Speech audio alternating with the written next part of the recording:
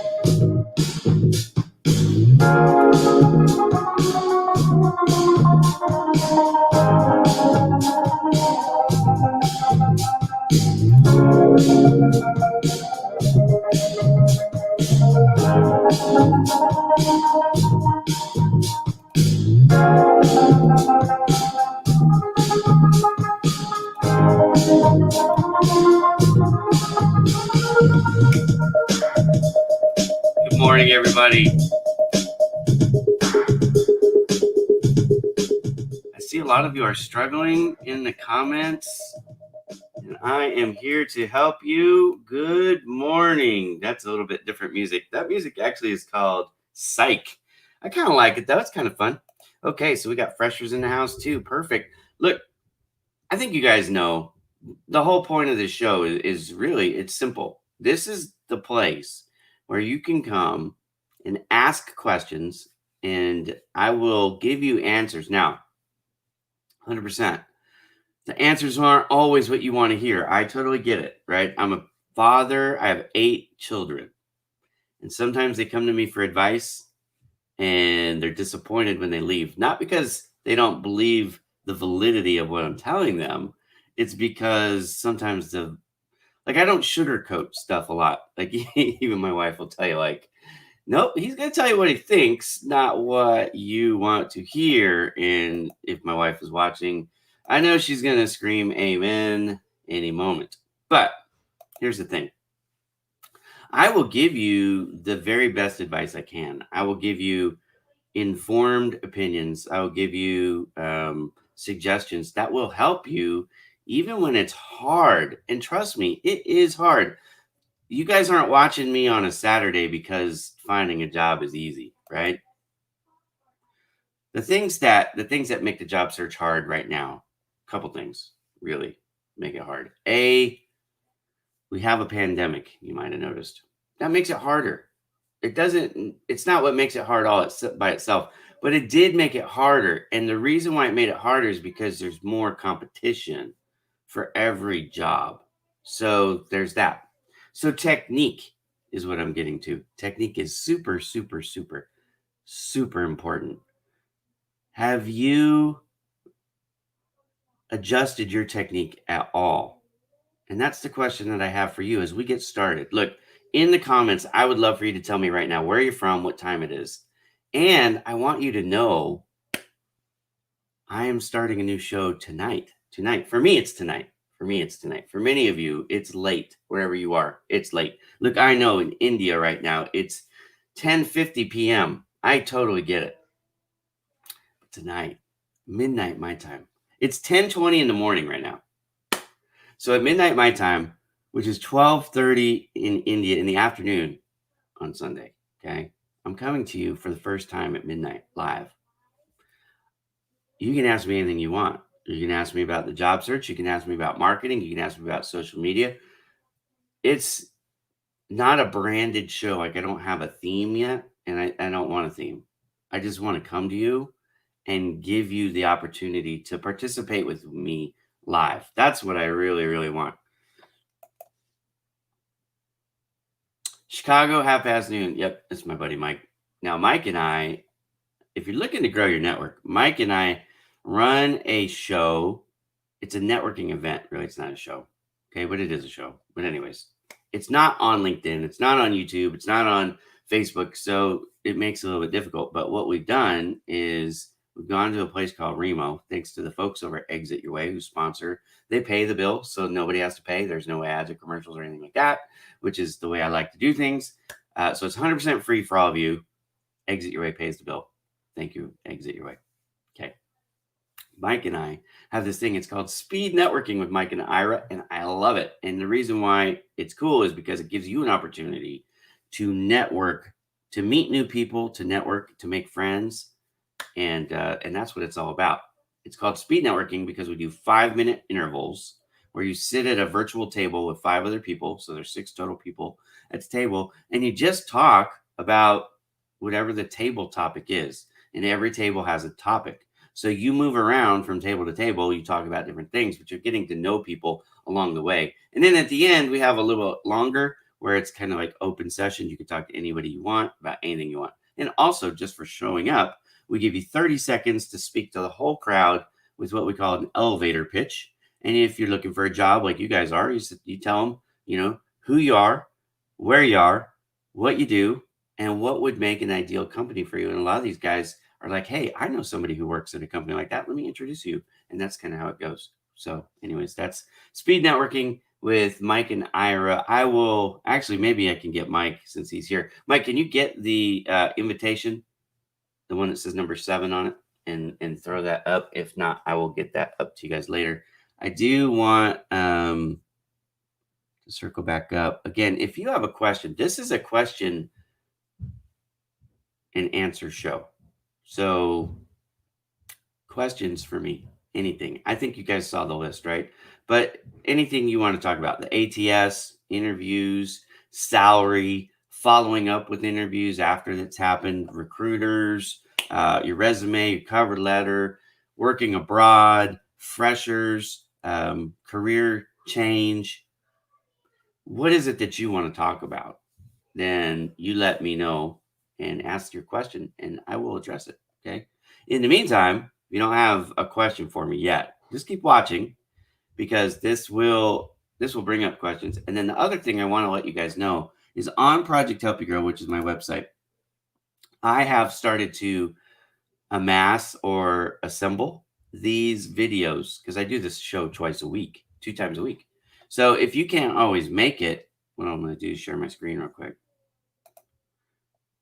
And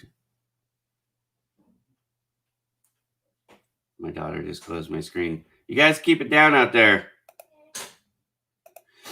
And they close my door. That means they want to be noisy. Okay, so ask Ira. Now so now there's 9 of them that are up. And there'll be more because by the end of Monday, there'll be 12 total. And I'll have all 12 up. I put them up 3 at a time. But anyways, there you go. So if you missed a show and you don't know where to go, right above my head in the banner is projecthelpyougrow.com. That's my website. It's free. You don't have to have an account. You don't have to sign in. None of that stuff to get this information. Just go to that site. Go to the Ask Ira tab, which is the name of the show, Ask Ira, Job Seeker Q&A. And there are the videos for you. Okay? So there's that. Again, this isn't a commercial for Project Help You Grow. It's just a resource for you to find what you're looking for. So let's see. We've got some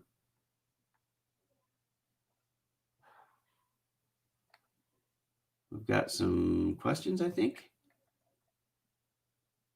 I'm reading. Sorry, I'm reading the comments. I probably should have an assistant on here.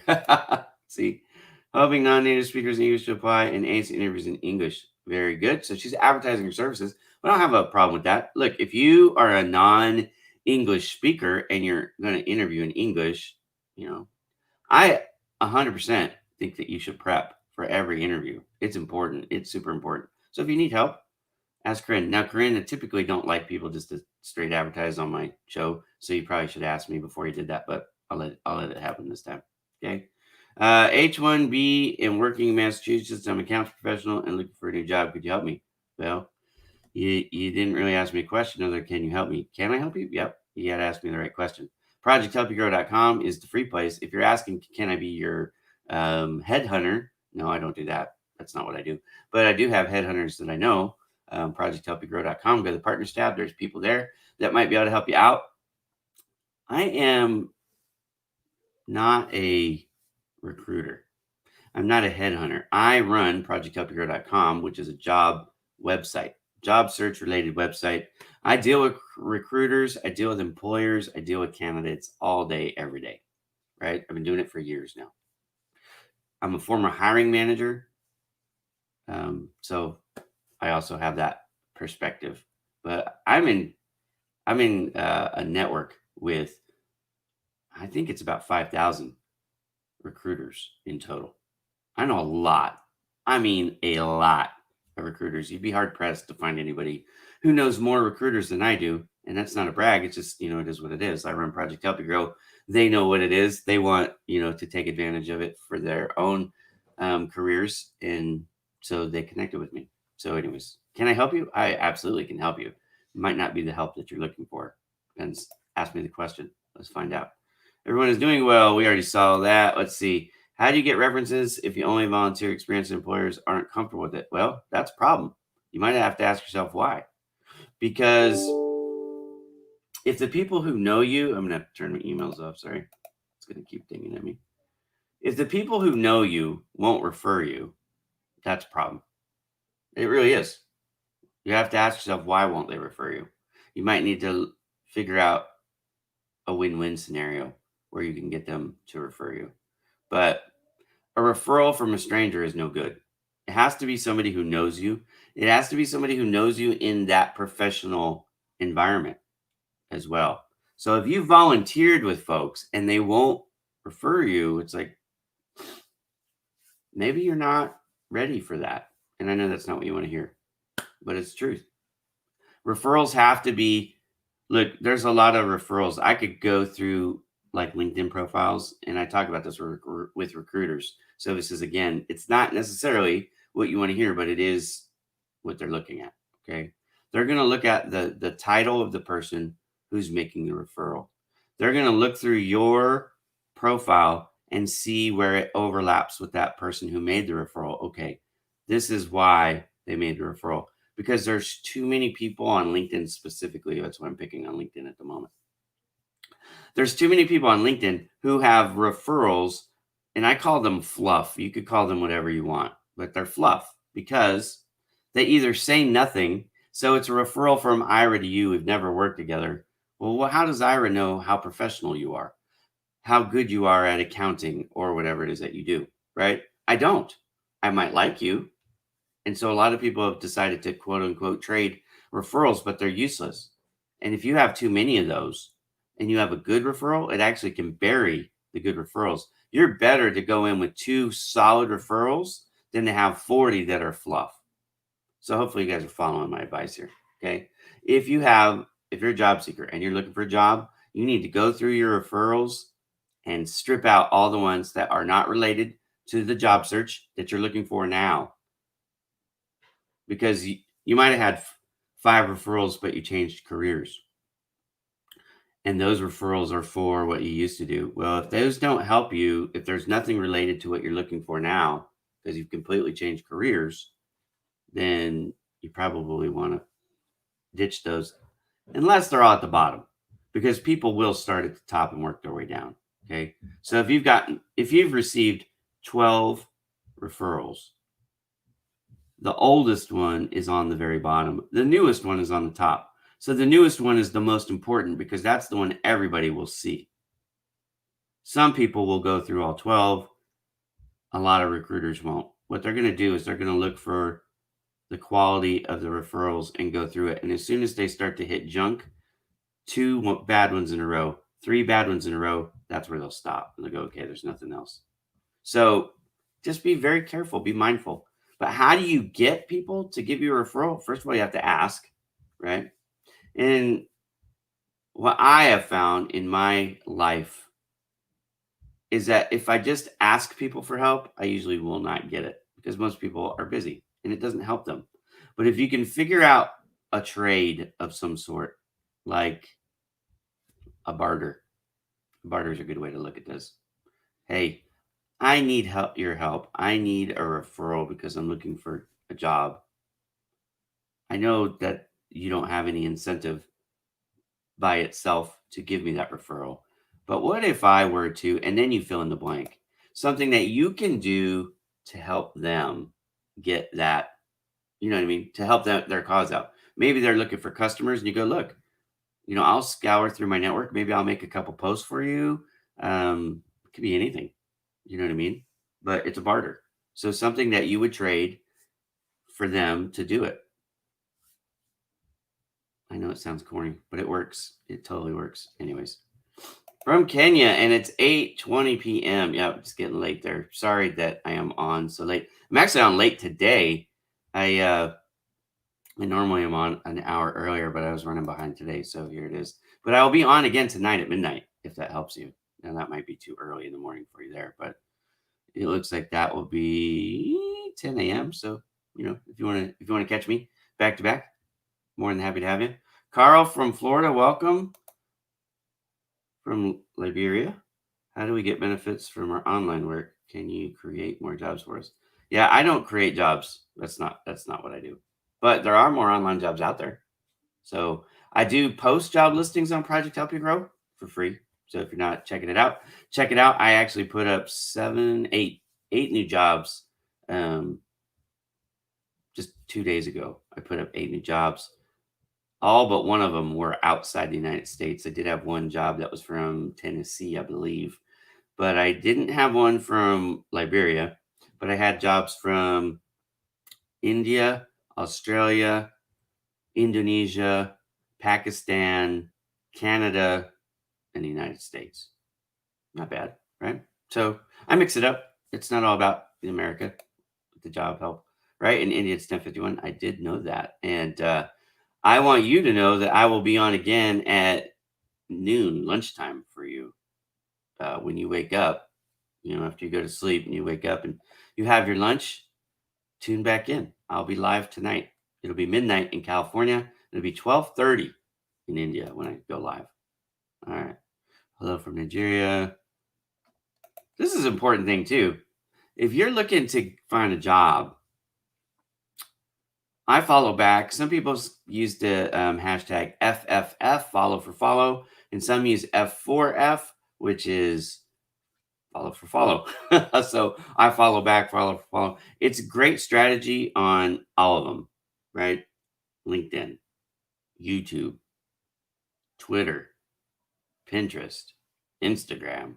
I mean, everybody wants a bigger network. They should, because there's advantages to having bigger networks, including when you make a post, hey, I'm looking for a job, more people can see it. So that should be pretty obvious to you guys, right? Another thing that I do want to talk about is, okay, how do I prepare for interviews, entry level? So interviews, entry level, usually it comes down to likability with entry level jobs, but you got to be careful because entry level jobs, people are getting burned at the entry level jobs because they'll sneak in there, must have 2 to 3 years experience, which is not entry level, but it's entry level pay.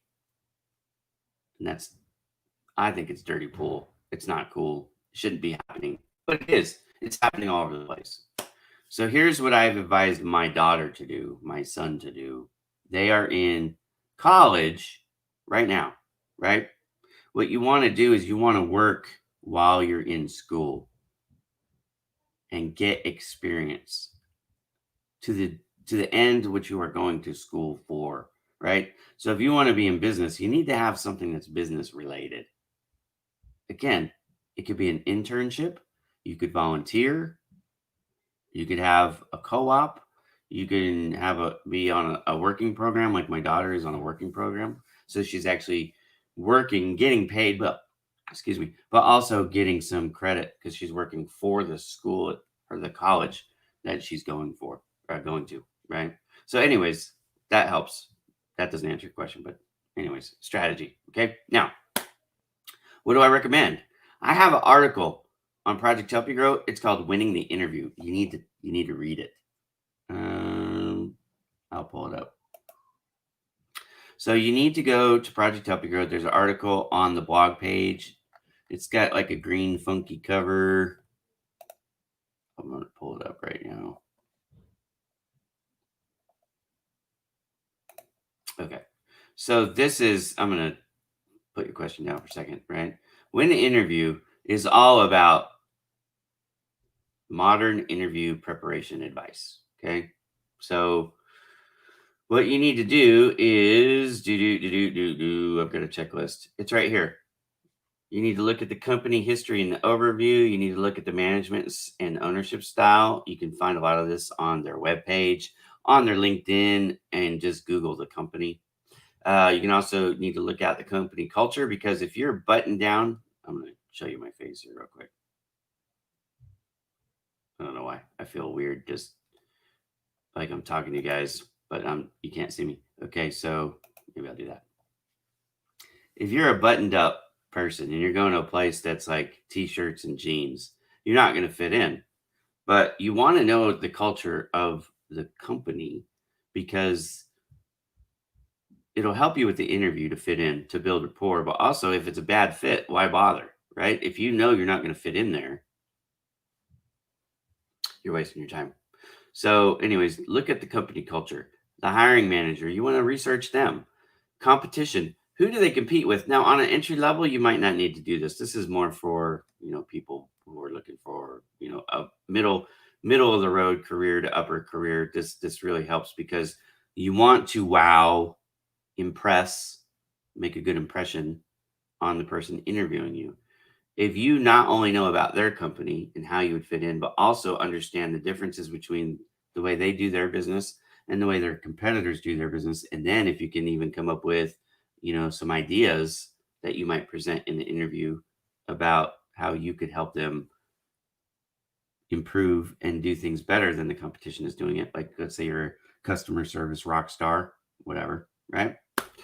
Um, Anyways, that's the kind of stuff that you want to look at. Okay. Competition, the financial market, meaning how are they doing in the stock? Are they publicly traded, or are they privately held? If they're publicly traded, how are they doing in the financial market, right?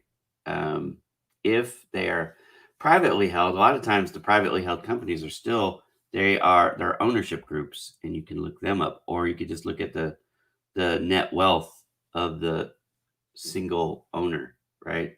If it's a single proprietorship, or if it's an LLC, you can look it up. You can kind of figure out how they're doing.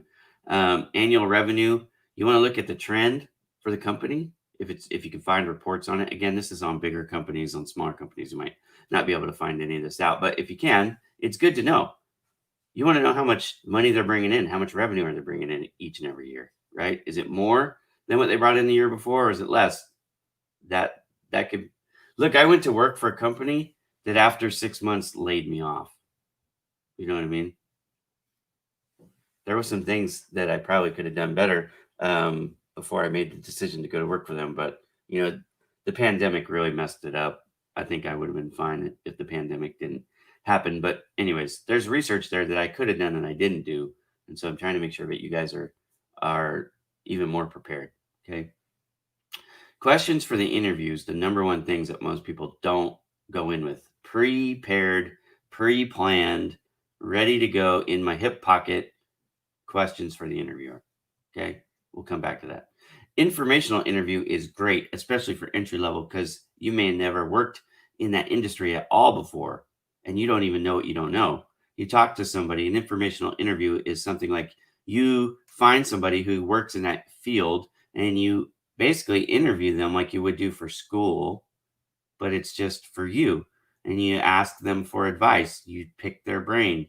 Again, it's awesome. If you do it right and you build a rapport, you also can find yourself a new mentor. And that's important, because they might know people in that industry still who are hiring, or who could be interested in hiring you. They can call their friends up and go, hey, I know this person who would be great. She's entry level, but she would be great for your position. You guys want to get a resume? And then a lot of times they'll ask you to send them your resume, and then they'll forward it on. Again, that's if you can get it to the next level, which would be mentor, but you start with informational interview. Okay. And then salary request. You need to look up what is the going rate for that position in your market. Then you need to figure out if that's going to be enough for you. I teach you how to do, look, this is just a list.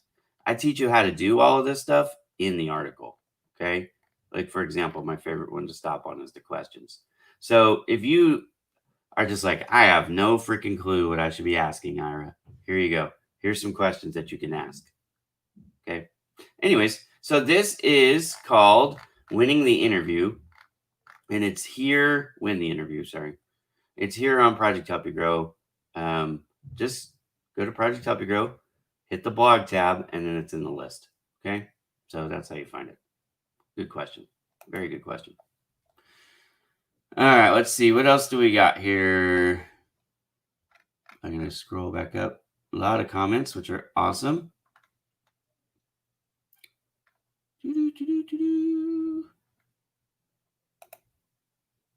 7:30 in Germany. Yeah, it's 7:30. And also, you may have noticed, look, I don't know who this is at the moment because I have to go through and find it on the LinkedIn. Hang on a second. I'm almost there. Okay. Irina Mueller. So you may not know this, but as a job seeker, here's what I want you to do. I understand why a lot of people, they own businesses or whatever. They want to stay private on social media, but you're a job seeker. You need to open up. First of all, you don't have a picture that I can see on your profile, even on LinkedIn. That's a problem. You need to. You're not even asking me for advice. You're just telling me what time it is. I'm giving you some help here. Okay. Turn your picture on so everybody can see it. And then also, while you're in your security settings, open it up so LinkedIn can share it across third parties. So that way, let's say I'm a headhunter. I'm not, but let's say I was. And I really liked your profile. I haven't looked at your profile, but let's say I did and I liked it. I might want to send your information to an employer that I work with. Again, this is all hypothetical. But if I did that and they looked at you, they can't see you. They can't even see your name. It's a problem. That's a big problem. If you want to get hired, you got to. It's called social media. You know what I mean? Give you a little social. Open thing up. When you get the job, you can close it back down if you like. But while you're looking for a job, that's what you really need to do. Okay. Hopefully you're not offended. Again, my advice isn't always the most easy to hear, but that's because it's real advice. It's not, look, I'm not trying to scam you out of anything or con you into anything. I'm here to help you find a job. That's my job. Right. 122 in New York. Is it really 122? Yeah, I guess it is. So it'll be late in New York because it's going to be like 3 a.m. when I go live this morning. Artists, beach rocks. Okay, so you're just advertising. So if you do that again, I'll block you and you'll never be able to come on any of my shows ever again. So don't do that. That's not smart. How to design our interview at pre. Okay, I think I just answered that question. Let me know if you have a specific question. But the interview prep addresses, I mean, it's the look, that article, I put a lot into it. I really should charge money for that article. It's got it's packed. It's like 2,750 words of dynamite to help you with your interview preparation. So check it out. A lot of people get jobs through networking. There's no doubt about it. Let me give you a statistic that might, it really might, just make your mind explode. Mental. 80%. That's 8 in 10 of people. Now, this is according to the Wall Street Journal. Okay. So, for what it's worth. According to the Wall Street Journal, 8 out of 10 people do not find a job on a job board. Let me say that again really slow so you get it. 8 out of 10 people will not find their jobs by using a job board. Okay. How will they find it, Ira, if they don't use a job board? Such a great question. I'm glad you asked. I'm going to drink a coffee for a second and I'm going to tell you. 2 out of 10 people, 20 out of 100, will find their job using websites like, Indeed and ZipRecruiter and Career Builder and Monster and all these others, right? Whatever job board that you use, they all pretty much share the same jobs. Project Help You Grow is no different. I mean, we're sharing pretty much the same jobs everybody else is. We do have some jobs that are custom to just Project Help You Grow, but for the most part, they're everywhere. So, a job board's a job board. It's part of the problem and the frustration with job seekers because they go on these boards and they think, oh, the job was actually listed here by the employer or the recruiter, and it wasn't. It was, it's a term we call scraping. We scrape the data from somewhere else and we put it on our site too. So it's a Me Too thing. It's really not an efficient way to do it. But we know as job board owners, if we don't have the job listings, you won't even come to our site. It's the least important information that we share, but it's the number one sought out information that we share, which is sad, really sad, because the reason you're not employed is you're using bad technique, bad strategy to find your job. But 8 out of 10 people won't find a job because they went to a job board. So how are they going to find it? Well, Mike O'Connor, very smart guy, even though he plays like he's stupid, and I like to tease him for being dumb, but he's really smart. Okay. Don't tell him I said that. It's about networking. Who you know. Look, one of my best friends, my best recruiter friends in the whole planet is Foster, right? You guys don't know Foster, you're missing out. Foster is on a show. It's called Who You Know with Trevor and Alan. Anyways, sorry. I had to think about that for a second. But anyways, they have this show. It's from Frisco, Texas, from Dallas, Texas. They do this thing from Cowboy Stadium, I think. Or it's their practice facility or something like that. Anyways, it's pretty cool. But it's a big thing. They have a networking event. Now, of course, right now with COVID, things are a little bit different, but they've been doing this for years. They help job seekers meet employers and recruiters in person. It's an in-person networking event. It's amazing, right? More people get hired because of networking than get hired because of a job board. 100% accurate, although most people never figure that out. They do antisocial stuff. They don't spend any time networking. How much time in your day is devoted to networking? If you follow my advice, it's an hour and a half, 90 minutes. I want you to network every Monday through Friday, 90 minutes a day, because that alone will benefit you more than spending 8 hours a day going through. I'm not trying to pick on any job board websites. So I'll pick on my own. Project Help You Grow's job listings. It won't help you that much. It'll make you feel good. It'll make you feel like you got some stuff done today. So you go to bed all excited because you wasted 8 hours looking for jobs. I did say wasted 8 hours looking for jobs. Networking for 90 minutes a day will help you more than spending 8 hours a day going through job listings. And I know you guys think that's crazy. I totally understand. But thank you, Michelle. We love having you. I talked about that too. He's behind me. That's okay. It's normal. Mike's usually a couple steps behind me. That's why he copied Project Help You Grow with serviceprofessionalsnetwork.com when he made that site. He imitated mine. That's totally a lie. I'm just kidding. I'm just teasing my friend Mike. Please connect with me on my email. Okay. That's not very good networking, but it's a shot. Anyways, let's see. Oh, yeah. So if you want to network, perfect re-entry into this.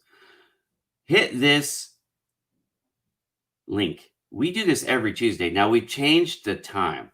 Okay. It was really late for people in Europe and India. We were starting this at 5 o'clock Eastern, I want to say. I think that's right. Is that right, Mike? Was it 2 o'clock? No, it was 6 o'clock. We were starting at 6 o'clock Eastern. It was 3 o'clock my time. So now what we've done is we've scooted it forward so it's earlier. It's going to be at noon my time, 2 o'clock Mike's time because he's Central, and 3 o'clock Eastern. We go for 2.5 hours. So what that means is it's going to be 8 o'clock in London, which I actually think is kind of perfect time because it gives you time to eat dinner, clean up, and kiss the kids goodnight if you got kids and that kind of stuff, and then jump on the show. And it'll be over at 10:30 your time, which you can still stay the whole time and go to bed before 11 o'clock if you want. I'm not telling you when to go to bed, but I'm just saying. So it's a lot more convenient for the people over in the UK, right? Over in Europe. So, anyways, hit the link, register, and then you use the same link to join the event at the appropriate time on Tuesday when you time adjust for wherever you are. Okay. So, anyways, hit that link. Should I expect a written response for a thank you email? I don't know. I don't like the word expect. I'll just tell you that right now.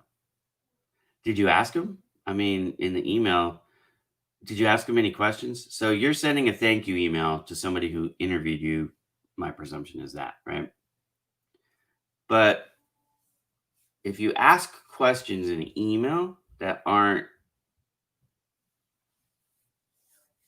what am I looking for? Rhetorical. There you go. So if you're asking legitimate questions in a thank you email, can you expect a response? I mean, that would be the polite, natural thing to do.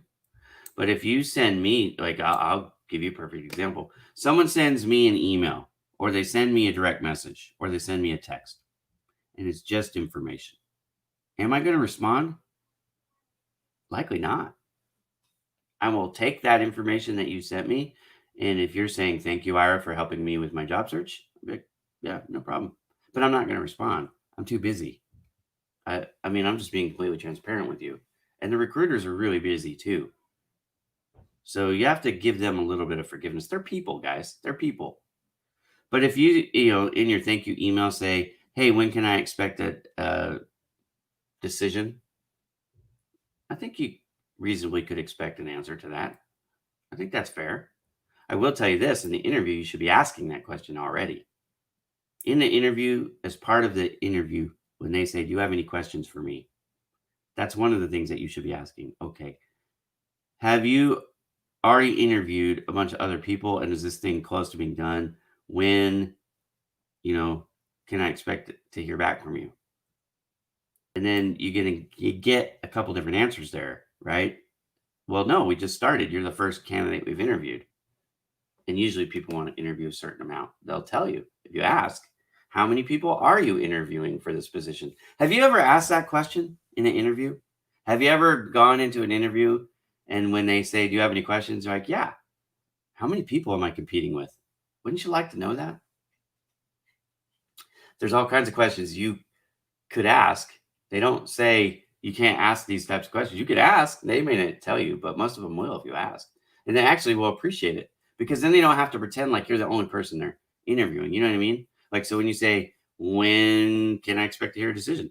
Or when you make the joke, okay, you could just hire me right now. Don't do that, by the way. It puts them in an awkward spot. You don't want to make them uncomfortable, right? You want to help them relax. Again, I know you guys are thinking about just yourselves in many cases, but they're people. They are people. Build rapport with people. It will take you so much farther than your intellect just by being a real person. Anyways, hopefully that helps. What are the best sites and original sites we can do job search? We can get jobs to start immigration stages. Yeah, there's a lot here. Okay. First of all, the best website to find the job is the company's own website, not a job board. I have a partnership with a bunch of different companies that will allow me to go and scrape their data and put it on Project Help You Grow. And I do that. But whenever you go to Project Help You Grow and you hit that apply button on my site, you know what I do? I don't take your data. I don't want your data. I don't sell your data. I don't even need to see it. I couldn't care less about your contact information. Here's what I do. And this is what I think everybody should do. And they don't, which is another reason why you should use Project Help You Grow. I take you from my site straight to their site. I take you straight to their career listing. Because if it's no longer there, you're wasting your time filling out that form. So if you're on, you pick your site name. I'm not even going to fill in the blank because I don't want to piss anybody off. But here's the deal. You're on XYZ job search board and you see a job listing and you think, awesome, I want that job. You take the time to fill out all the fields, you submit your resume, you submit your cover letter, you've done everything that I teach you to do. I'm telling you that you're not doing that yet because of the questions you asked me, but that's okay. Hopefully you're going to learn to go read my blog and do the things that I teach you to do for free, and it'll increase your opportunity to get a job sooner. You're going to stop wasting your time, Rotendo, because you're wasting your time. I can tell you that already. So stop wasting time. I like the question because it at least implies that you're open to not wasting your time. So hopefully you'll stop, and I'm going to teach you how. Okay. But first and foremost, I don't want you filling out applications for anybody's websites anymore that isn't the company that's hiring, for the most part. There are some exceptions, but for the most part, if you only do one thing, do that, because that'll get you to not waste your time on job listings that are no longer even open. I use the expression stale, and there are a lot of stale job listings out there just in the universe because of what I described to you earlier with scraping. What happens is an employer or the HR or the recruiter will put out the job listing somewhere. And then all the job boards start to scrape it and pick it up, and it circulates, and it just, it makes the rounds to all the job boards, most of the job boards. The position gets filled wherever it gets filled, and that job listing is taken down. The missing link in this, which would fix it, but it isn't going to happen because there's no incentive for this to happen. When the position is filled, there isn't a beacon that goes up. Okay, this position is now closed. And then all the job boards could scrape it and remove the job listing, but it doesn't happen. So, like, if you go to Google and Google aerospace careers in New York City or Cleveland, Ohio, or wherever you want to work, right? It doesn't matter, anywhere. It could be anywhere. But do that, and you're going to see a bunch of job listings. You're going to see some that are like 3 days old and some that are over a month old. And you know what I mean? If you click on some of those listings that say over a month old, sometimes they're a year old. That job is no longer still available. I promise you. It's been filled. But you could still apply for it on any number of sites because the job listing is still on their boards. It's ridiculous.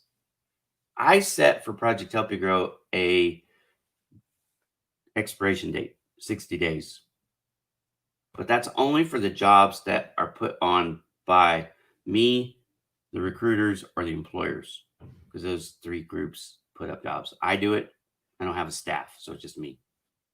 So I do it for Project Help You Grow, but I also have given permissions to recruiters and employers to put up their jobs too. Now I approve them, but the expiration date is set for 60 days. Now I also, because I own the website, have a thing on my board for them to come back and identify when the job has been filled. And I think all employer job boards should have that, but they don't. But they should, right? And if everybody would do that, and then the job boards would come back around and scrape those filled ones and basically clean up their listings, it would be better, but they don't. Okay. But now let's get to the even more important part of your question. Why do you want to immigrate? Why do you want to move? Where do you want to move to? Are you just moving to get away from, like, there's a lot of strategy that goes into working abroad. If you have a legitimate reason to work in a specific place, you would have a different question for me. So I'm going to guess that you just want to get away. I have covered this ad nauseum in other shows. I'm actually just going to tell you to go to my website and read the article, to watch the blogs on this topic, because it's a diatribe and I don't want to scold you. I don't want to make you feel bad. I'm going to give you some advice. The very first thing that you need to do is figure out where you want to live. I mean, really, not just a dream or something like that, but where do you really want to live? Why do you want to live there? Because that's going to come up in the interview process 100%. And if you can't convince me that you really want to be in Los Angeles, California, I'm not going to hire you to work in Los Angeles, California from wherever you're at. I'm just not going to do it. And a lot of employers think that way. It costs them money. There's a lot of risk that comes with even just bringing on anybody, but especially bringing on a foreign person that's going to work in person, right? You got to go through the immigration process, as you already have identified. It's culture thing, because how are you going to fit in with the culture of my current staff? And then do you really want to be here? Are you going to get homesick in 3 months and say, I'm sorry, you paid all that money and went through all that headache to get me here, and now you're going to leave me because you didn't really you didn't even know what Los Angeles, California was really like. You saw it on TV. You came here for vacation once. You stayed in a hotel. You ate out at restaurants all the time. You didn't experience work hour, rush hour traffic, which is pretty much every hour of the hour in LA. You could walk places faster than you could drive in most cases. But anyways, you know what I'm saying? Like, you didn't experience the real life of what people really experience. And every place has its pluses and minuses. For LA, it's really, really, really, really expensive to live here. It's one of the most expensive places on the planet to live. We have more taxes than anywhere else. Like, you can't find a place in the world that taxes you more than here. We have these wonderful things called earthquakes, which are amazing, and they happen all the time. And then we have smog, which is wonderful. So, like, if you have breathing issues, you might not want to be here. And, anyways, on and on and on. Those are the bad things. There's lots of good things too, but there's good things and bad things about everywhere.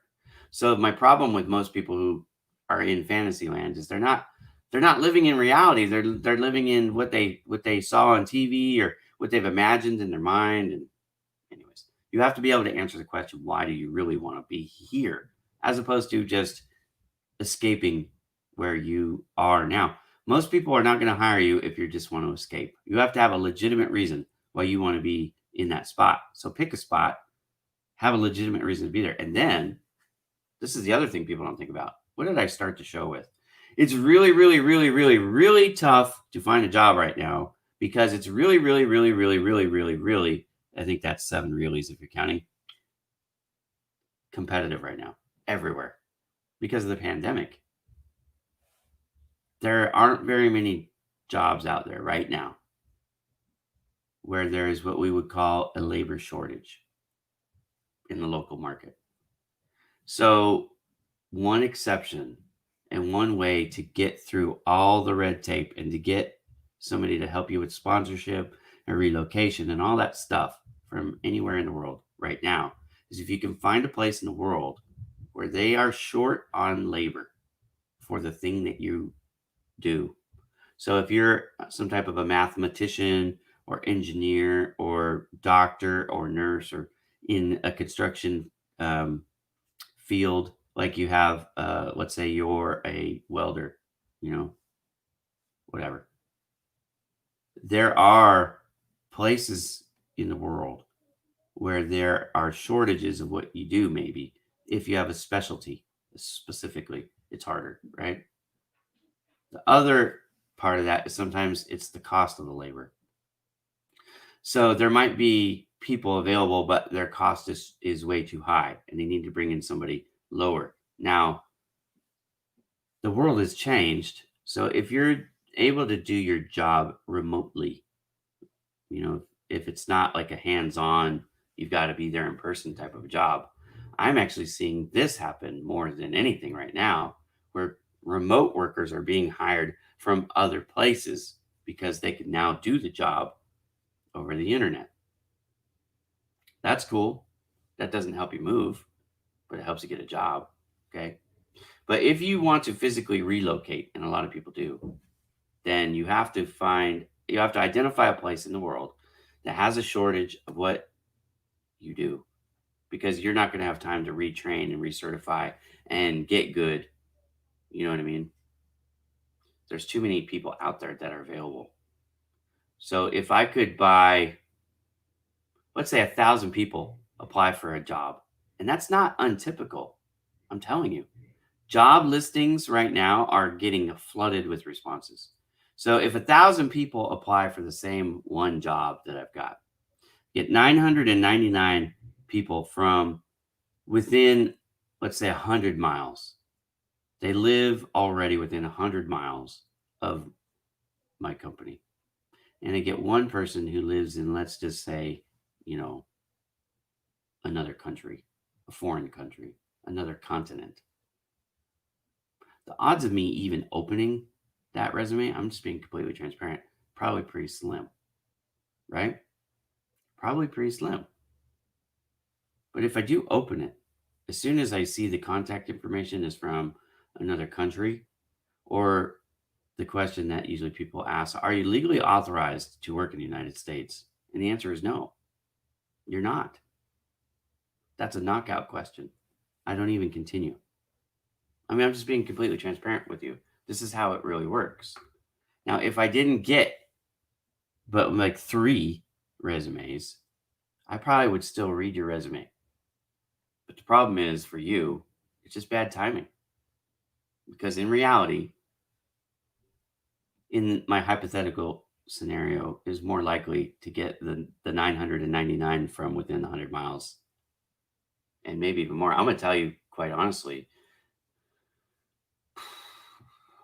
the last 3 or 4 job listings that I put up for my company when I was a hiring manager still, which has been a little while. But the last 3 or 4 job listings that I put up, I actually called the HR person for the company who actually posted the jobs for me on the boards and told her to turn them all off after 48 hours or less. Because back then we weren't using an ATS. Okay. No ATS. So every resume that came in, I did a manual scan. I physically read through them. Okay. Manual scan. That's what that means. I was getting over 100 resumes for my job listings in 24 hours. And in 48 hours, I was getting, 200. And it was just too much. I never once interviewed anybody from outside the United States. I did get some applications, but I never, you know what I mean? Never interviewed them because I didn't need to. I need somebody with a driver's license, need somebody who's, got a place to live already so they can just come to work and work. When you hire somebody, from outside the country to come in, on a visa, they don't have that stuff. They're not familiar with, you know what I mean? And I was hiring outside sales reps. So I needed people who could drive, and they needed people they were familiar with the area so they didn't get lost and all that stuff. So for me, does it work? Now, not every job's like that. Some jobs, you don't deal with, driving and traffic and, all that stuff. So anyways, I'm not saying it's impossible, but it's not very likely. Now, if you want to find a job in a foreign country, the number one advice that I can give, and I've given this, I think, 4 weeks in a row now, so it's probably gonna be the last time I give it. But find a job at a company in the country you live in now. What? Yes. Find a job in the country you want to live in now that also has an office in the country, in the city, in the place that you want to eventually live. And then when you get in and work for them, I want you to start talking to their HR team and say, hey, one day I would really love to transfer to our office in, and then you fill in the blanks there, right? So you're transparent with them. You say, look, I want to like move there. I want to live there. I want to transfer there. How does that work? Is that possible? Who do I need to talk to? How long do I need to work here before? Now, you have that conversation relatively soon, because if they tell you, well, we never do that, then you might as well quit and go find another one. You know what I mean? I wouldn't bring that up in the interview process because they likely won't hire you. I would bring that up after you're hired. But probably in the first 6 months of working there, I would bring it up. Like, hey, And I wouldn't talk with your direct manager about it first. I would go to HR. That's how I would do it. Okay. But, anyways, you're more likely to be transferred right now than you are to find a job from scratch. The other thing that you can do, and this is always helpful, if you've identified that you want to live in Detroit, Michigan, or Ontario, Canada, or London, England, or wherever it is that you want to transfer, what you start doing is networking with people from that area. Make friendships, is what I mean specifically. Build friendships. Join groups that are from that area, network with people from that area, get to know them. Don't ask them to help you find a job right out of the gate, right? You're building a relationship. And as they get to like you, then they're going to start to have conversations with you and you can start to express your desire to one day live there. And then just let them naturally go, hey, maybe I can help you with that. You know what I mean? It's not just one person, you're meeting with a bunch of people. Anyways, I've spent a lot of time on this question. I know a lot of people have this question. So, anyways, hello there, Sherrod. Mike O'Connor, I'm seeking a job for a long time. Yeah. Finding jobs is not what Mike O'Connor specializes in, but you can network with Mike, and Mike's network can certainly help you, right?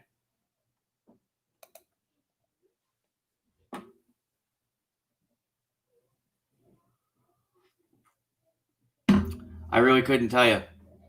And are they even legitimate job offers? Are they just scam attempts? Be very careful with scammers out there, guys. There's a lot of scams. I have never once offered anybody a job outside of my own company, right? I never, if somebody applied for a job in Texas, which was the last place I was a hiring manager, I didn't offer them a job in Arizona. So if you're getting a job offer from a place that you didn't, you know what I mean, the odds are that that's not legitimate. I don't even know that that ever even happens. And yeah, Mike doesn't have a job. He's a business owner, right? He owns serviceprofessionalsnetwork.com. Anyways, I got a website you can join. Yep, he sure does. And you can join mine too. Serviceprofessionalsnetwork.com will help you increase your visibility. So will projecthelpyougrow.com. Okay. Whether we job seekers should recommend hire to each other. I say yes, but you know, I only can only speak for me. Do people refer me? A lot of people do. Why? Because I'm not the person that's just telling you what you want to hear. I'm actually telling you the truth. I could have 1 million followers, probably 2 million followers, if I just stop being honest and start telling you the same BS that everybody else is saying out there, trying to make you feel good. Oh, share your resume 5 million times. That's going to help you find a job. No, it's not. You know what sharing your resume is going to do? It's going to get you kicked off LinkedIn. That's what it's really going to do because you're violating their privacy rules. So you have to be smart how you do stuff. Is it possible? Yeah, it is possible, but it's hard. It's really, really hard. Hopefully, you just heard my long, long explanation. But here's the thing 13 years of experience, if you have a niche, this is really what it takes. I mean, honestly, you have to have something that not a lot of people have. So if your 13 years of experience is just like general labor or something that's pretty common, no, no, it's not possible. Not really. But what I did say, if you heard me, is it Bali? I'm gonna guess that's what it is. Balaji, maybe. But anyways, didn't mean to butcher your name. Just wanted to try it. Here's the deal. If you can find a job, even broad labor, 13 years is significant, right? You're not old at 13 years, so you fit right in a lot of wheelhouses there. Especially with you, you probably speak 4 or 5 different languages, as most people from India do, right? Three, four, five, something like that. I mean, you guys you're sharp. There are more and more people in. I'm going to tell you what. In the United States, we're getting more and more Indians who live in our country. Where I was living before I moved down to Southern California, when I was living, I wasn't really in the Bay Area. I was on the outskirts of the Bay Area. But you should look right there. That Stockton area is where I was at in a town called Manteca. My neighborhood was over 50%. Uh, what's the right way to say this? People from India, right? They've immigrated from India. Business owners, engineers. I mean, all kinds of great people. Great people. I loved my neighbors. It was over 50% Indian. which I love Indian food, by the way, which is just another benefit to you guys coming over here. Love it. But anyways, so they're there. Um, you can find areas like Stockton, California, where you're gonna have an easier time with a transfer because a lot of the business owners are already your nationality. So they will sympathize with you more than somebody who isn't from your area. You know what I mean? Like they've already been through the struggle, so they get it, is what I'm trying to say. So there's part of that. But also, here's the deal. If you and your languages help because you fit, here's the thing. You're going to fit the demographic that they're looking for. They're not looking for somebody who's 50s or 60s. I mean, it's illegal to discriminate by age, and ageism is a huge problem. I spend more time helping ageism folks right now than any other category. People that are 50s and 60s. Okay. But you're not in that group yet with 13 years experience. So you speak multiple languages. If you have a niche skill that's in demand,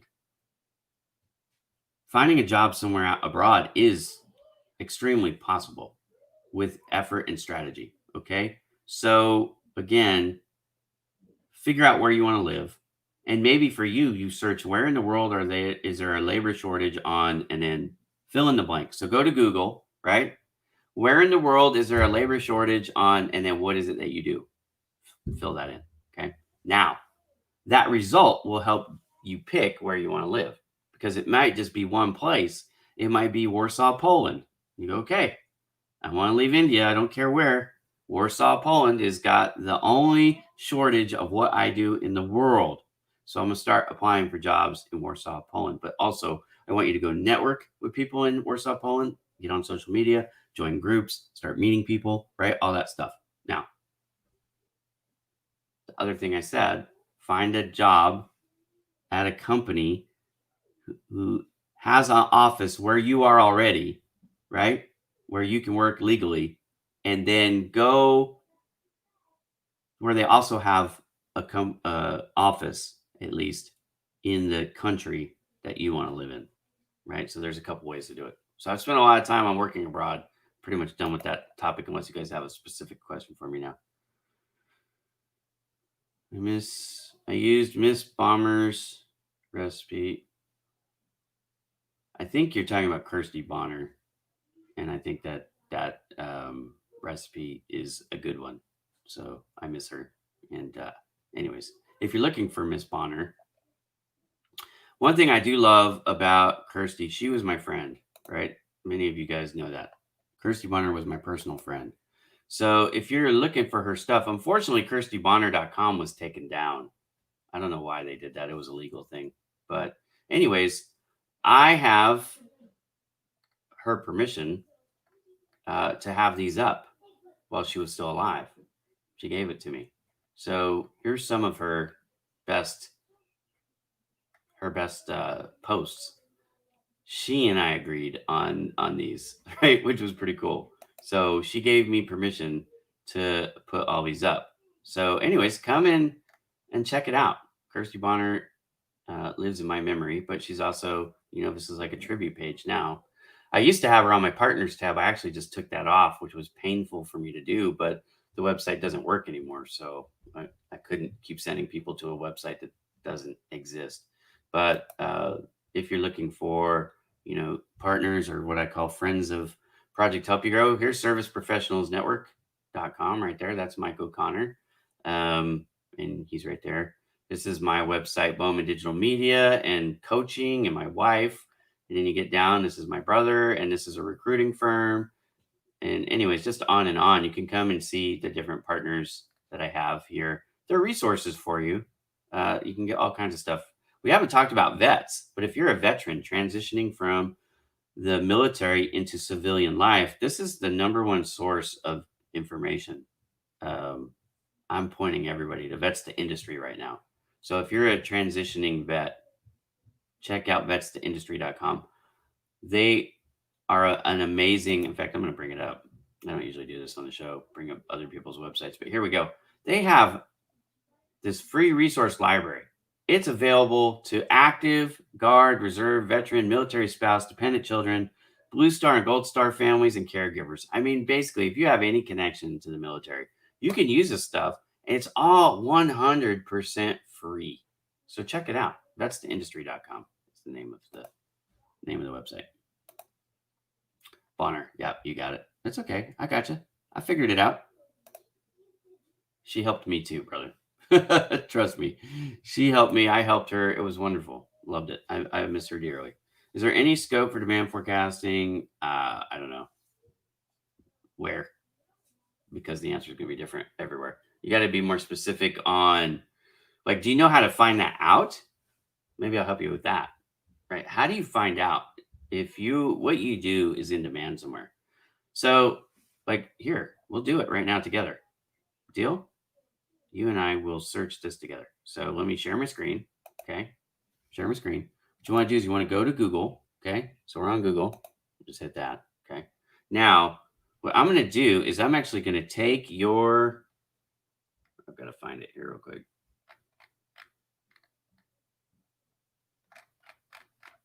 I'm trying to find your comment so I can just copy and paste.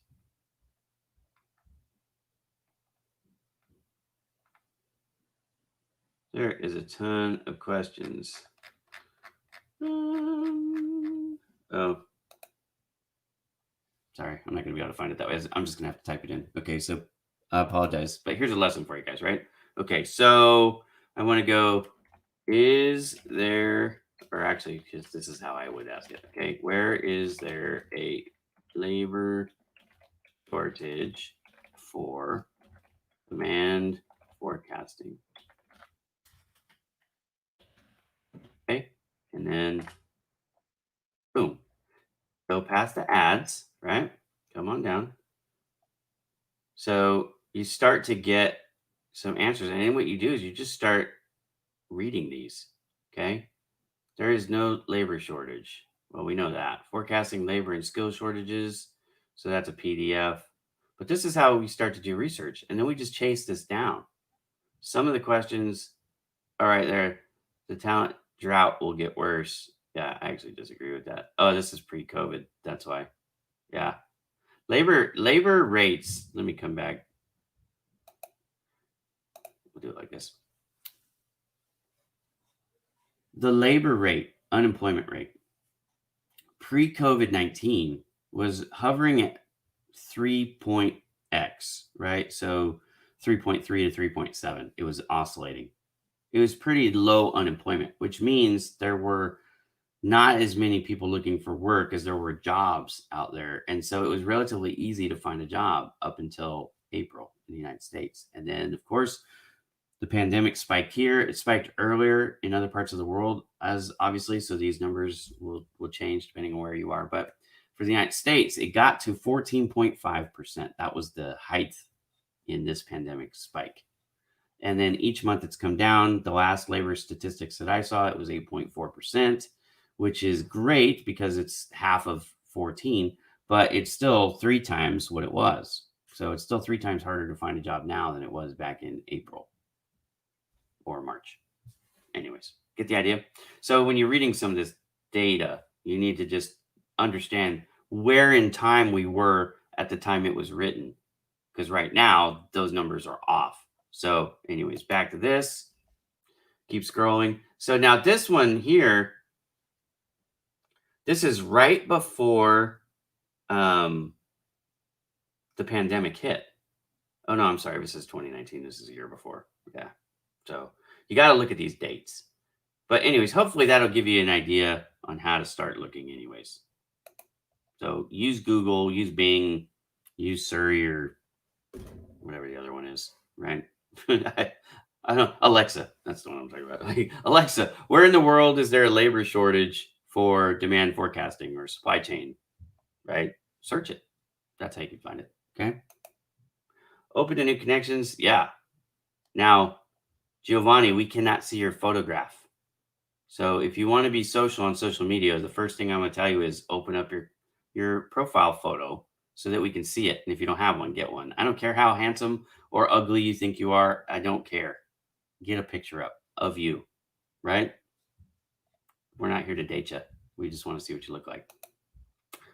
I am doing good. Welcome. Good morning. Let's see. I'm looking for questions now.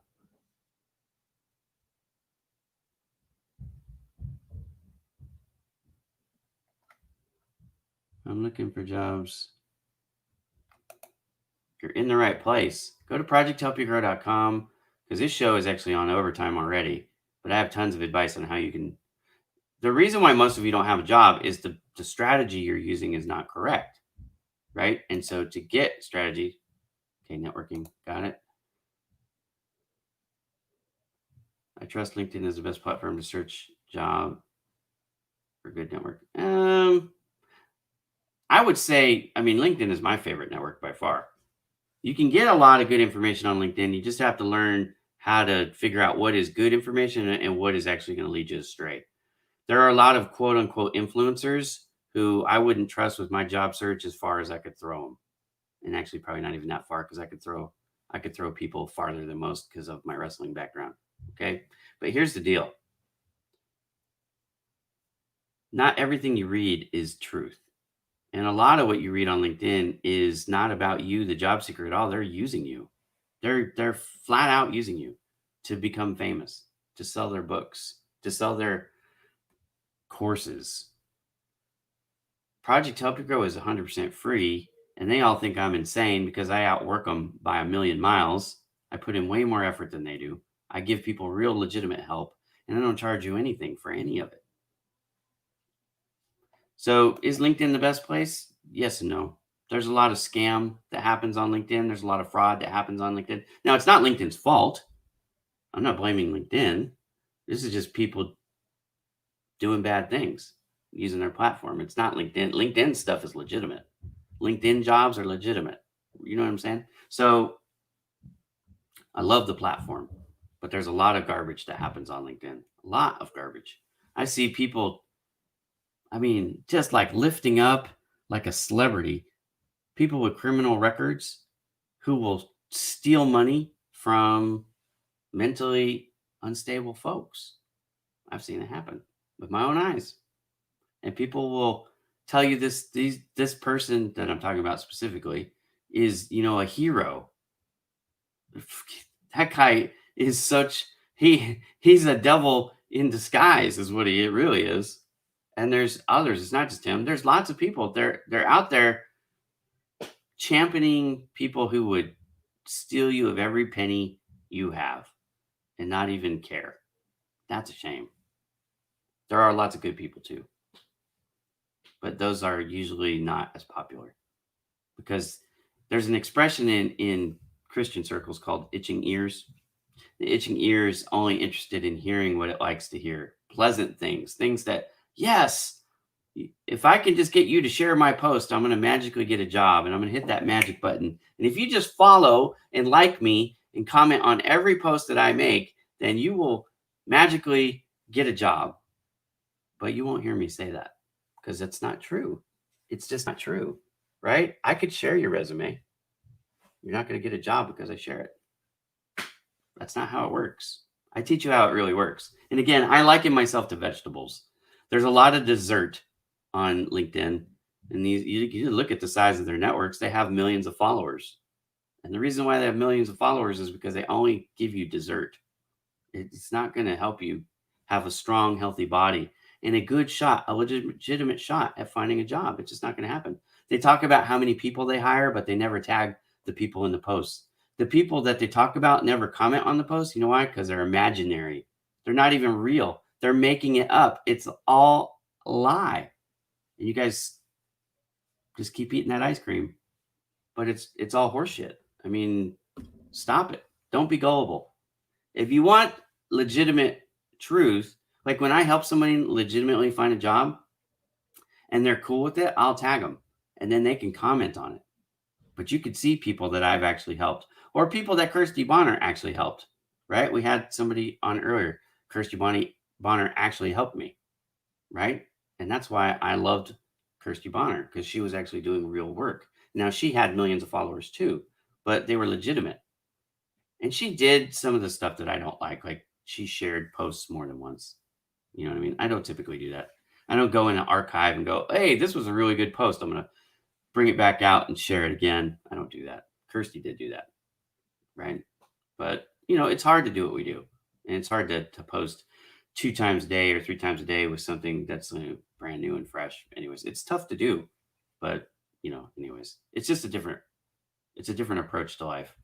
I know that not everything I say people are going to like. In fact, most of the things I say you're not going to like because it's hard to do it. It's like going to the gym and working out with a trainer. When you're doing the workout, you hate that dude or girl, right? You hate the trainer because they're being hard on you. But it's for a purpose. It's to help you get stronger and be better, right? Let's see. I'm just looking to see if I have any more questions. It's not what you know, it's who you know. Actually, that's horseshit too. It is what you know. If you want to be a doctor and you don't have the education to be a doctor, I don't care who you know, you're not going to be hired as a doctor. You see what I'm saying? What you know matters. Who you know is every bit as important as what you know. I will go that far with you, but I will never tell you that who you know is more important than what you know, or what you know is not important. I've been in business sales for 20 years. I guarantee you, if I go to interview for a job for sales, and I'm competing against somebody who the owner might have known his whole life, and the owner's never met me before the interview, I'm going to run circles around the person he's known for his whole life, and I will get that job. I will bet you that every single time, because what I know is far more important than that one relationship in that case, because it's an extreme example. Now, where it becomes different is, let's say the person has half the experience I do, and they've known the owner the whole time. Now, all of a sudden, I'm in real trouble. Now I've got a real fight. And if we're anywhere comparable in knowledge and they have that relationship and I don't, they're going to I don't even have a chance. What you know is super important. Who you know is also super important. There, life is not one thing at one time. In many cases, life is it's a collection of things, and you weigh the balance sheet. So if you guys would think about life in terms of a balance sheet as opposed to, just one factor. A lot of times it isn't one data point that makes a difference. It's the collection of data points. Again, I get a little nerdy when I start talking like this. I don't like to talk like this. But who you know is super important. But it's not only thing that's important. What you know is super important too.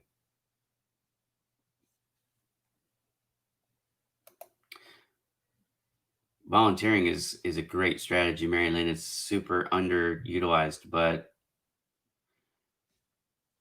Project Help You Grow, I volunteer.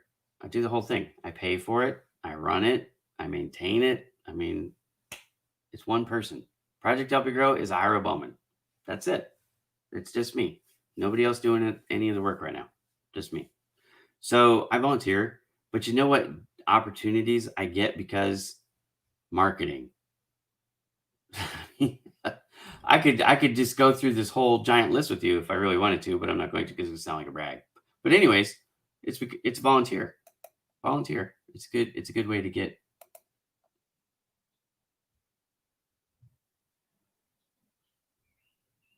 The benefits office coach say you should do 35 hours a week of job searching because the benefit coach hasn't actually had to go out and find a job in today's economy.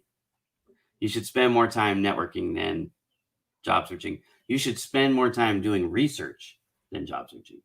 What you need to do is go through the listings to find, and again, I don't go through job boards. Go to the company's websites. Go to Coca-Cola.careers or go to, Google.careers or go to, you pick the giant company.careers and find the jobs, like Siemens or GE, Toyota, wherever. Go to any of those companies, look on their career page for jobs because those jobs are legitimately still open. Otherwise, they wouldn't have them on their own website, right? Go to the company that you want to work for, their website. Look for what positions they have. Now, then you do the research. You're already on their website. Go to the About Us page. Go to, NASDAQ or wherever they're, financially traded.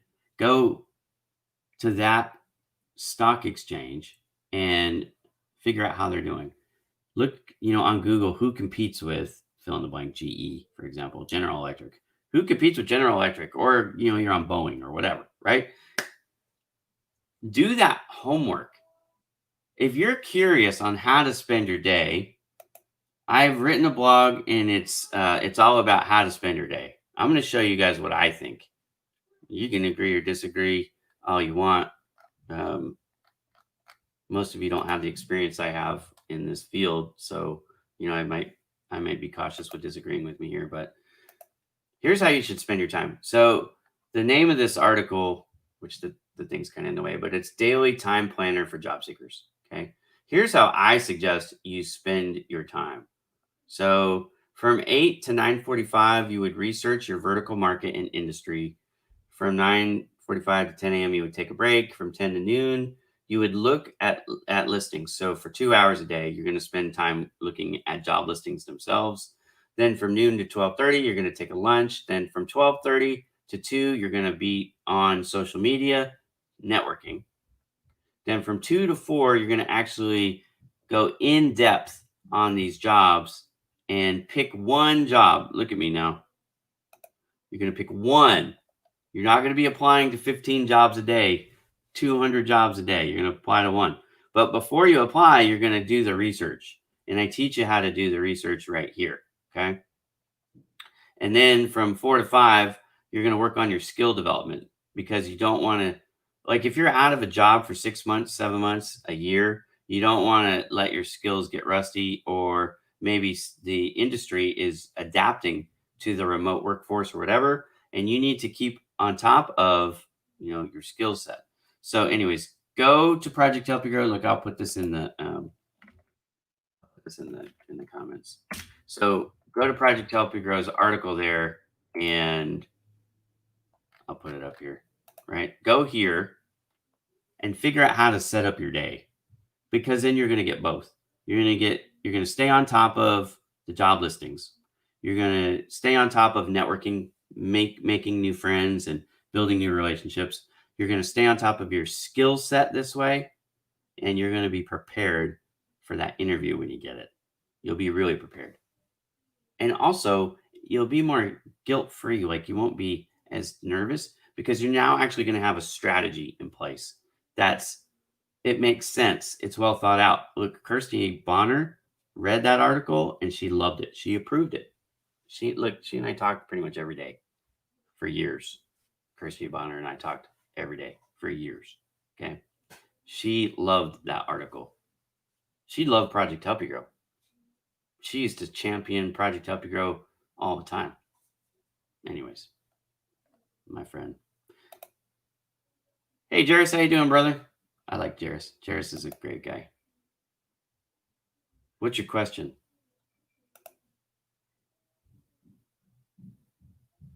That's not a question. Can you please help me and let me know why I'm not getting interview calls? No. Nope, I really can't. That's way too much stuff. But here's the deal. If you want free help, come here. You take the initiative. You come here and you read these blogs, because the answer to your questions, this isn't a specific question, by the way. That's just generic. You're being lazy. Don't be lazy, Palash. Don't ever be lazy with me. I'm not lazy. You don't be lazy. Come read these articles and you're going to get the answers to your question. If you're not getting the interview, the one that I want you to start with, and I'll even put it in the comments for you. There's one I want you to start with. Where'd it go? Sorry. I'm looking at the wrong screen. There's all kinds of articles on here. And the one that you need is right here. This one. Okay, because you're not getting the interview. So how to earn the interview? Free advice for you right here. Boom. I got to tell you, the number one pet peeve of me is honesty, and the second pet peeve of me is laziness. I can't stand dishonest, and I can't stand lazy, because lazy is fixable. You fix it. It's your job search, dude. It's your job search. You own it, right? You have a specific question about why you're getting stuck, and I will help you. If you just tell me I'm getting stuck because I'm not getting the interview, the odds are I'm gonna blast you right now. You're applying to too many jobs. You're not doing research. You're not using a customized resume for each job submission. You're trying to send the same stupid job resume to every single one, and your keywords are not right, and that's why you're not getting the interview. I'll bet $100 on it right now. That's what's going on. You have to slow down. You have to do research. You have to keyword match. You have to make sure your formatting on your resume or your CV is ATS compliant, whether you like it or not. Read that article. I'll teach you about all that. Now, if you say, what are keywords? Here's the great thing. You're welcome. The keywords here, now look, when you come to my blog, if you don't know what I mean by keywords, and I get a lot of you don't know that, okay? I wrote an article just on it. It's right here. Sorry, where is it? It's right here. It's called Keyword Ninjas. Keyword Ninjas, I will teach you what keywords are and how to rewrite your resume so that I'm not talking about a full-blown rewrite. I'm talking about things like, okay, in the job listing. So this is why you have to write your resume for each and every time, okay? You go read the job listing and they use, okay, I'm going to talk about sales. And I've used this analogy before. I should probably talk about something else, but I'm going to use this one because this is what I did. I did for 20 years. I did sales, okay? In the job listing, they may not use the expression sales. They might use account manager, account executive, whatever they're going to use, right? I need to change the terms in my resume from sales for this job listing only to the expression that they use. I can do that in the titles of the job that I held because it doesn't matter. Account executive, account manager, sales. I mean, there's all kinds of different ways to say it, right? But the fact is, they're not going to keyword match on the expression I used. So when I go through the ATS screen process, which is what's going to happen, I am not going to look like a good match. I'm going to be in the list, but I'm going to be below the cut line because I didn't use their terms. So what you want to do is use similes and synonyms, whichever you feel more comfortable with. You find the words that they used that are like the words that you used, but not the same words, and you adjust your resume. And when you do that, you keyword match better. And then if you have ATS compliant resume that is formatted correctly and you keyword match, your odds of getting an interview go through the roof. Here's some cold hard stats for you, and this is the way I'm going to end the show. Cold hard stats. 3 of 4 people who submit a resume through the resume job board, right? You're on ZipRecruiter, you're on Indeed, you're on Career Builder, you're on whichever, Monster, whatever, wherever you are. Project Help You Grow. Okay. I'll pick on all of us. 3 out of 4 people who submit for a job listing through a job board are never, ever, ever, never. That's 3/4, 75%, 7.5 people out of 10 will never have their resume seen by a real person. Formatting, stale jobs, there's all kinds of reasons. If you have a resume that is ATS compliant, that does keyword match, your odds go through the roof. So make sure that you are ATS compliant. I don't care if you like the ATS or not. It's irrelevant. The ATS doesn't have feelings. It doesn't care if you like it. You could go nanny, nanny, boo, boo. You could go, this isn't fair. Guess what? Life's not fair. Who told you it was? Life is real. 100% real. It takes effort. You got to own your job search. You got to figure out what it is that you're doing wrong and fix it. That's where Project Help You Grow is helpful. Anish, I will tell you that Project Help You Grow is more beneficial than LinkedIn because I will help you figure out what you're doing wrong and I'll tell you how to fix it and I won't charge you anything and there's no scam attempts. That's why I like Project Help You Grow. That's why I pay to keep Project Help You Grow running because it is 100% legitimate help without all the BS, without all the fluff to help you make you feel good too, of course. but it's the legitimate. It's like the old school workout. You know what I mean? It ain't fancy. Ain't a lot of frills on that sucker. I certainly don't have 675 million users, but it's no frills, all business. It will take you from zero to landing a job so much faster. I've written 90% more than that of the material that's on the site. I do have a couple guest blogs here and there, and I've got my podcast and I've got the stuff from Kirsty Bonner. So, I have some stuff that I didn't write, but most of it is for me. And when you get to know me a little bit, you'll know that I'm a nerd and I study and I research and I don't care what the data is. It is what it is. That's the other thing about me. I don't come at this with a preconceived notion like the ATS is awful and I'm going to always like dismiss it because there's things about the ATS actually that are good, right? But there's also things about the ATS that are bad. And I talk about that too, right? So, anyways, that is the show for today. I went a half hour longer than I normally do, but I love it. I think you guys are asking good questions, which is cool. I think you want to legitimately find a job, which is good. Again, I'm here to help you find the real answers as opposed to the sugarcoating. If I hurt your feelings today, I'm really sorry. I'm pretty much a nice guy. I do it with the right intentions. My intention is to help you, right? It's like consider this me and you sitting down for a one-on-one heart-to-heart talk, and I'm giving you some hard truths. Some hard truths is not everybody who wants to immigrate is going to be able to immigrate.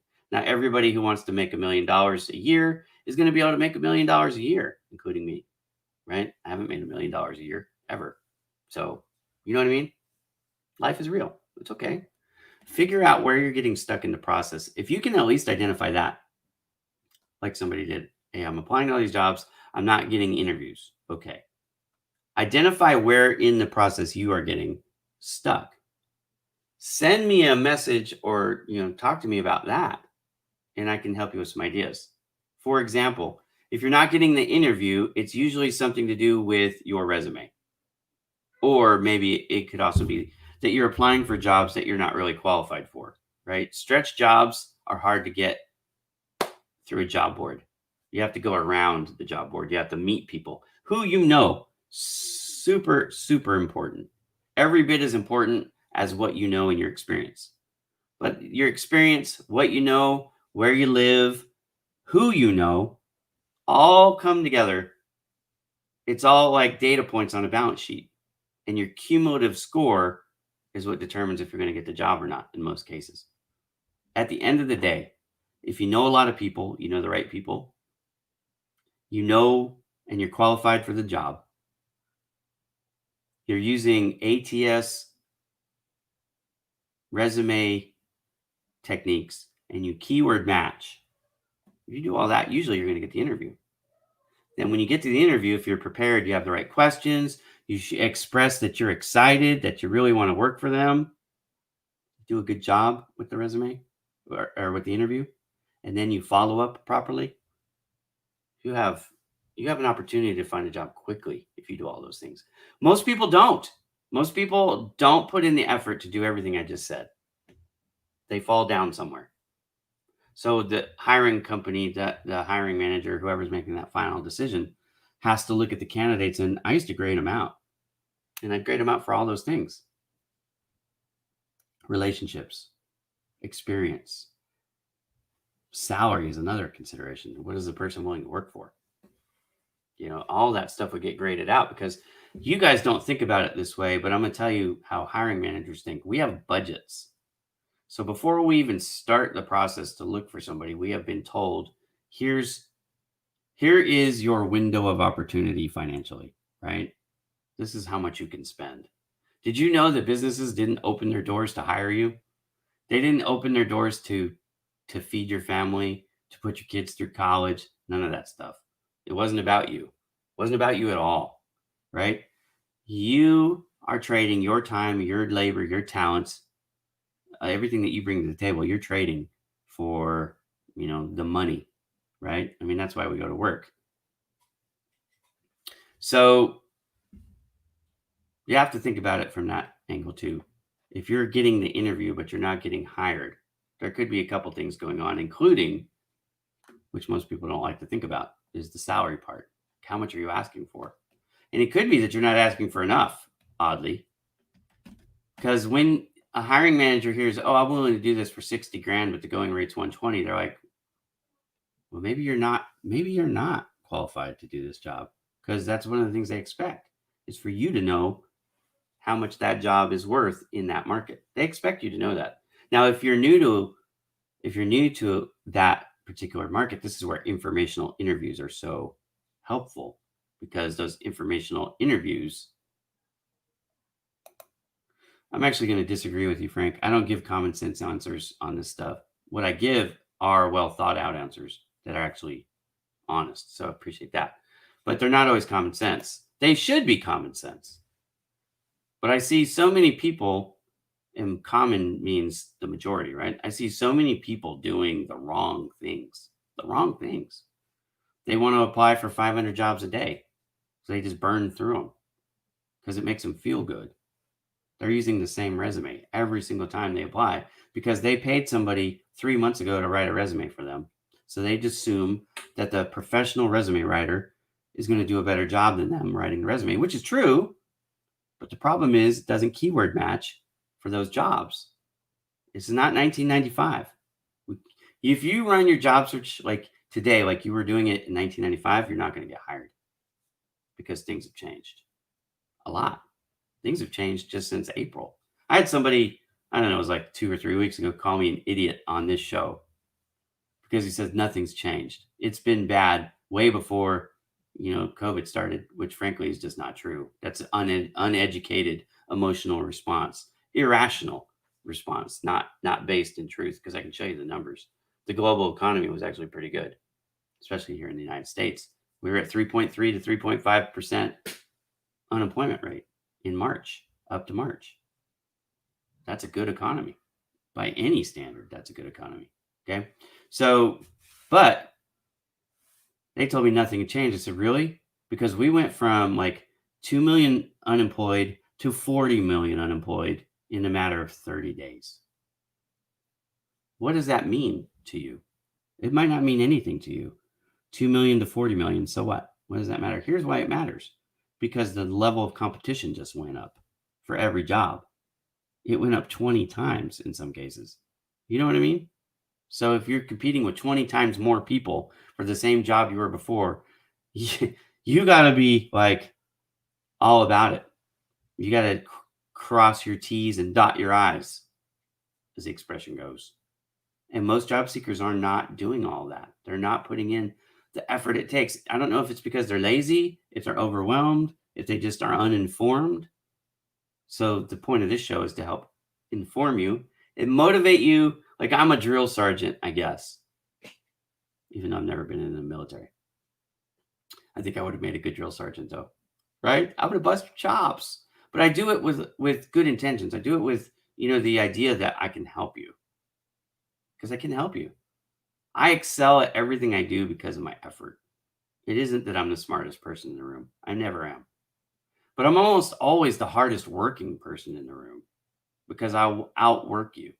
I usually will beat you. I'm going to think about the objective. I'm going to formulate a strategy, and then I'm going to work my butt off to get there. And if you do that in life, a lot of times you can't. Now, it's good to ask the question, is it even possible, before you start? Like right now, immigrating is really, really, really, really hard. It's not the time to immigrate for most people because it's really hard. But you can set in strategy, like I've already discussed, this strategy. It's a slow burn, meaning it's going to take time, but it's an effective strategy. Transferring from one office to another office is your most viable path in most cases right now. It takes more time. Yep. It might take 2-3 years.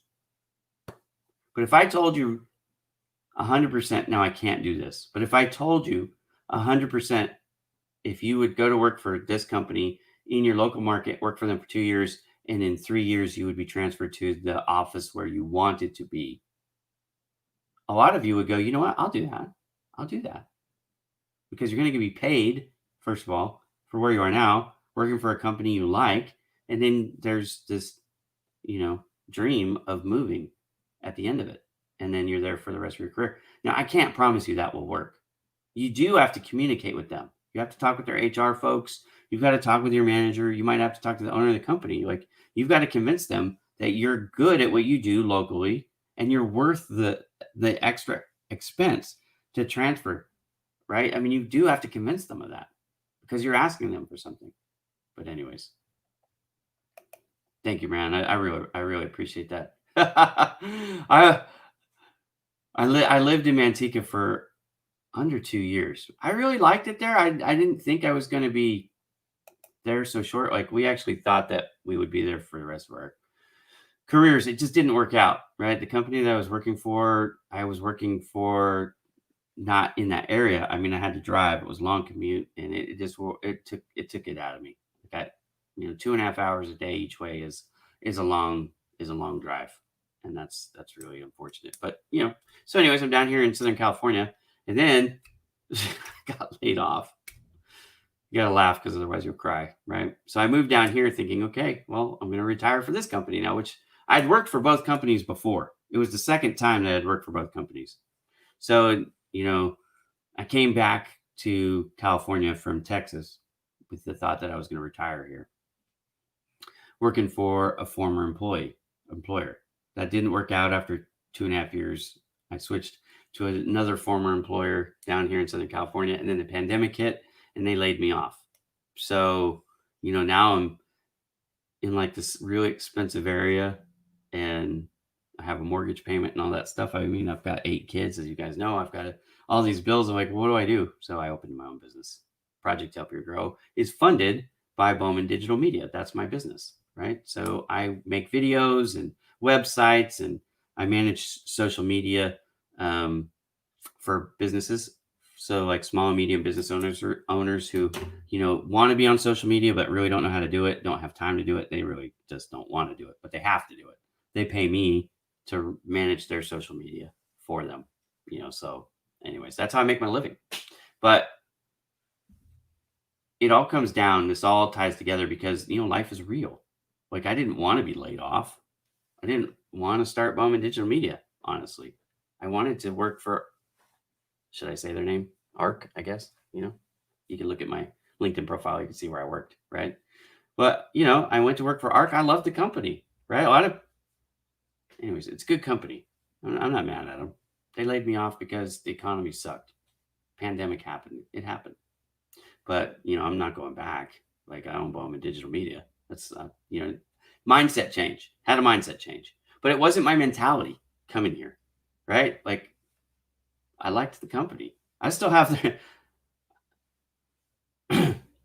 my car was pretty much my office, right? I decorated the side of my car with their logos. I still have them on my car. I'm not mad at them. You know what I mean? Like, sometimes you get laid off and you're irritated, you're pissed off. You're like, screw that company. Like, I don't feel that way. You know what I mean? I'm not mad at them because I don't slam them. It's a good company, but I don't work there anymore. It is what it is. So anyways, okay. Job seekers, I've gone on. I'm kind of rambling. Remember, I'm going to be live again tonight, midnight. Next time you can see me is midnight tonight. Now, that's my time, not your time. If you're coming to me from India or from the UK, pretty much anywhere that isn't the United States, it's going to be cool for you because I will be live when you're normally awake. It's not like late. It'll be normal time. It'll be 8 a.m., I believe, in London, and it'll be 12:30 noon for you in India. So I look forward to it. Now, what is the show about? It's not branded. It's like, hang out with Ira. We can have coffee together. I might even have an adult beverage. We'll see. But anyways, whatever we do, we are going to have some fun. It's going to be open session. So I might talk about some videos that I've done. I might talk about what's going on in my life. If you're a job seeker and you want to ask me these questions during that show, you're always free to ask me. But Project Help You Grow is a part of me. So you can follow me. You can ask me job search related questions anytime you want. Now, I do this show twice a week. I do it Saturdays right now, which I'm just wrapping up. and I do it on Mondays. The Monday show is a little bit later. I do it at lunchtime for me, which is the exact opposite of tonight. So tonight I'm coming to you at midnight my time. On Mondays I come to you at noon my time. So that means it's 12:30 in the morning in India, and it's 8 p.m. at night in the UK. So kind of late. I get it. Sorry. But also at noon my time, then it's 9 a.m. in Australia. You see what I mean? So everywhere, at any time I do it, it's good for some people and bad for others. So I mix up the times so that everybody gets an opportunity to hang out with me if they want. If you're curious where and when to find me, I do have, now I need to update it, but I have an IRA guide. If you go to my LinkedIn profile, right there on the featured section, which is really cool. You guys should take advantage of the featured section. I do.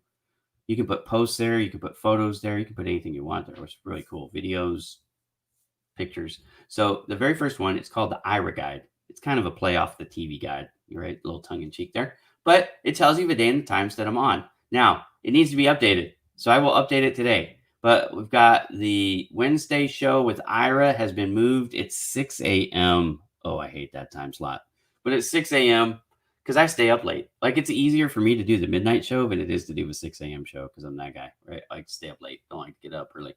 So 6 a.m., that's Wednesdays with me and Joseph Stepke.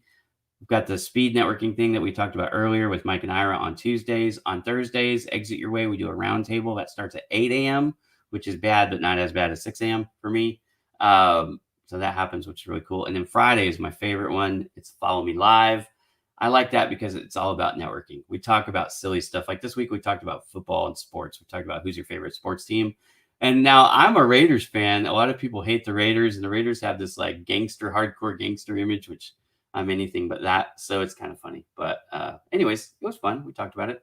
I'm a Lakers fan. My Lakers got beat last night. They were losing the game badly. And then in the fourth quarter with like a minute and 30 seconds to go, they tied it up. And I thought, here we go. Here we go. Another banner. We're going to win. And then our team had a brain fart. I don't know how to say it, but anyways, we blew that game. So we could have won another championship, like wrapped it up. And we lost it. So now we have to try and win game 6, but that's okay. We're still, up 3-2. I'd still rather be in that spot than the other spot, which is, 2-3. So the Heat are a good team. Nothing bad to say about the Heat. And I'm actually really impressed with Jimmy Butler. I have been for a long time. I was surprised the Minnesota Timberwolves let him go. Because I'm like, that's the best player you got on your team, dude. Well, maybe not second best player in that case because they got the Greek freak there. But anyways, really good player. So